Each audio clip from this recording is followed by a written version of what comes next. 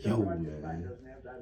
Yo, man. What's good with y'all boys? Your boy Forever the Fetty Fitness.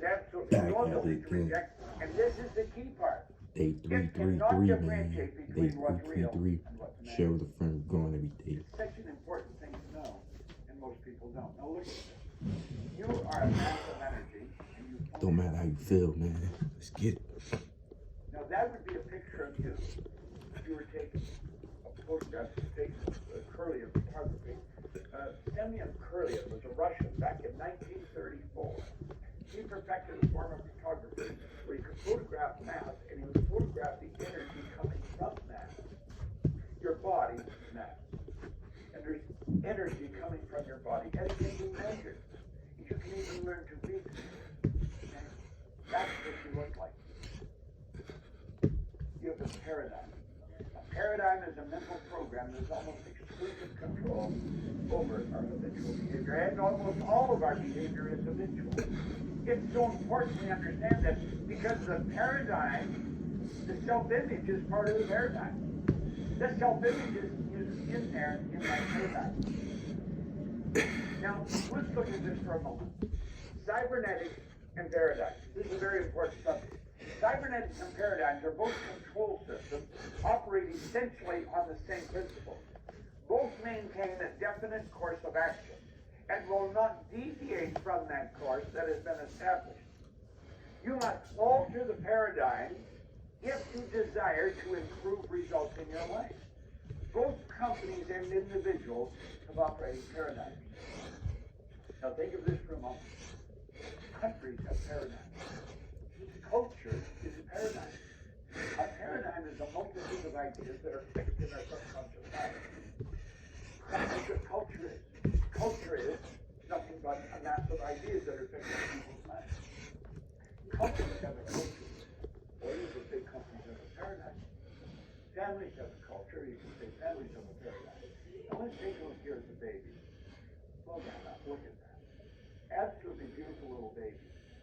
Now, if we use the graphic illustration to show what a baby is like, here's the baby. Just the subconscious mind. No conscious faculties, and everything that's going on around that little baby's mind. Everything that's going on is dumping right into that baby's subconscious mind. Now, think of what I'm saying here. Everything that is said, every movement, every thought is going right into the baby's subconscious mind. Should we still going?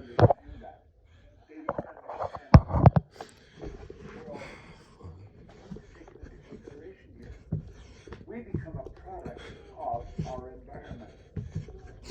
Our self-image is formed before we even have the ability to think. Think back for a moment. It's very important. Because self-image is part of the paradigm. Paradigms and multitude of ideas, they're in your subconscious mind and control almost all of your behavior. Stay with me.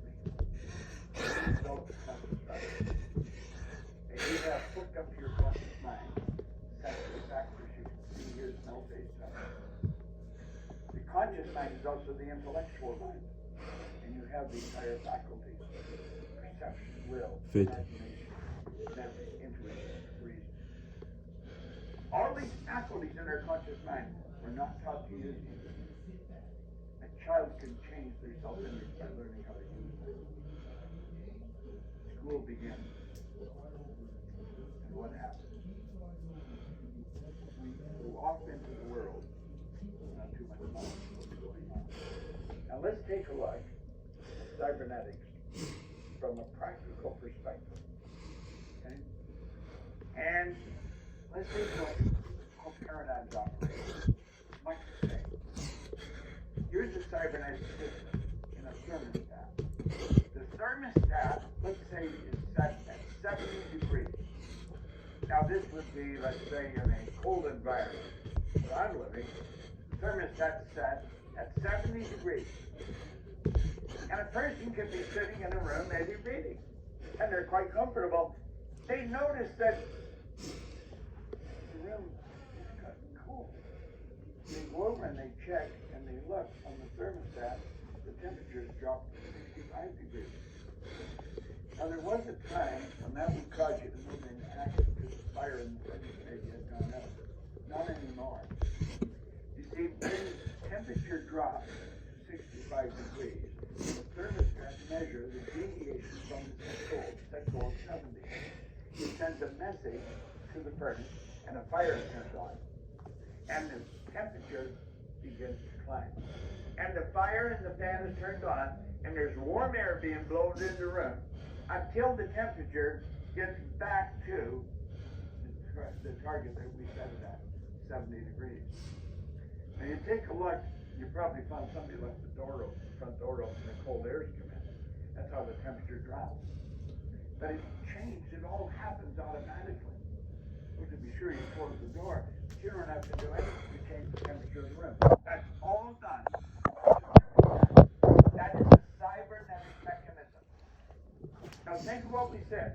It dropped to 65, the thermostat sent the message to the furnace, turned the fire on, turned the fan on, until the temperature was brought back at 70 degrees, and then it's all turned off. It all happened automatically. Take another look at a cybernetic system. There's a plane. A flight pattern is programmed into the plane's computer system. When the plane goes off course, the cybernetic system measures the deviation from the set goal and corrects the flight pattern. With the thermostat, the set goal was 70 degrees. Well, here the set goal is Paris. They're leaving Chicago, all right? And there's a thermostat or a cybernetic mechanism. It's called an automatic pilot. And that plane is on course for Paris until they hit some turbulence and the plane gets knocked off course. The second the plane leaves the flight pattern, the cybernetic system activates